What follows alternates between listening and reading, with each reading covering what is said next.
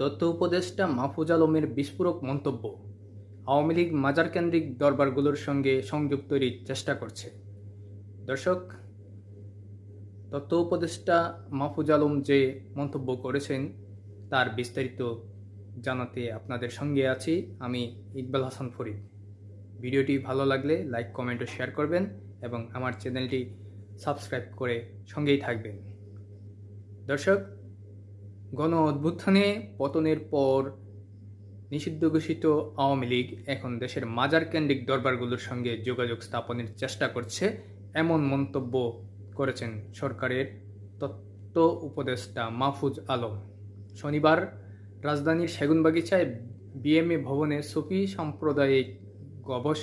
সম্প্রদায় ভিত্তিক গবেষণা প্ল্যাটফর্ম মাকাম আয়োজন করে একটি সংলাপ।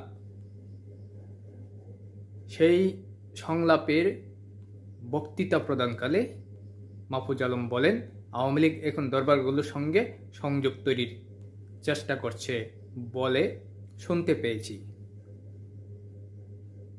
তাদের বোঝানো হচ্ছে অধ্যাপক ইউনূসের সরকার নাকি মাজার ভেঙে দিচ্ছে, মসজিদ থেকে লোকজনকে বের করে দিচ্ছে।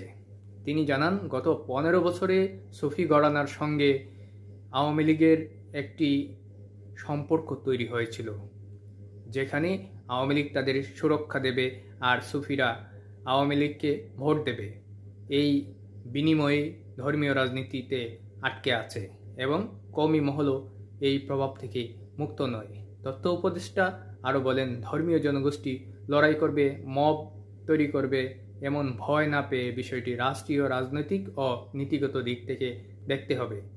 তা না হলে সংকট আরও ঘনীভূত হবে। তিনি উল্লেখ করেন, সরকার পরিবর্তনের সঙ্গে সঙ্গে মসজিদ কমিটি, ইসলামী ফাউন্ডেশন, এমনকি ধর্মীয় প্রতিষ্ঠানগুলোর নেতৃত্ব বদলে যায়। এরা নতুন কিছু নয়, 50 বছর ধরে এমনটাই চলছে। সম্প্রতি দেশের বিভিন্ন মাজারে হামলার ঘটনায় অনেককে গ্রেপ্তার করা হয়েছে জানিয়ে মাহফুজ আলম বলেন, এখন একটি সমীক্ষা চলছে যার মাধ্যমে মাজারগুলোর সংস্কারের উদ্যোগ নেওয়া হবে। তিনি আরও যোগ করেন, রাষ্ট্রীয় ফ্যাসিবাদ হয়তো চলে গেছে, কিন্তু সামাজিক স্তরে ফ্যাসিবাদ এখনও রয়ে গেছে। তার মতে, দেশে ইসলামের যতগুলো ধারা আছে সব ধারার মধ্যে সংলাপ ও সংযোগের সুযোগ তৈরি না হলে রাষ্ট্র গভীর সংখ্যার মুখে পড়বে। সুফিবাদ রাজনীতি ও ধর্মীয় প্রভাবে এই নতুন বাস্তবতা বাংলাদেশের সমাজে নতুন প্রশ্ন তুলেছে। রাজনীতি কি আবারও ধর্মের ছায়ায় ফিরে যাচ্ছে?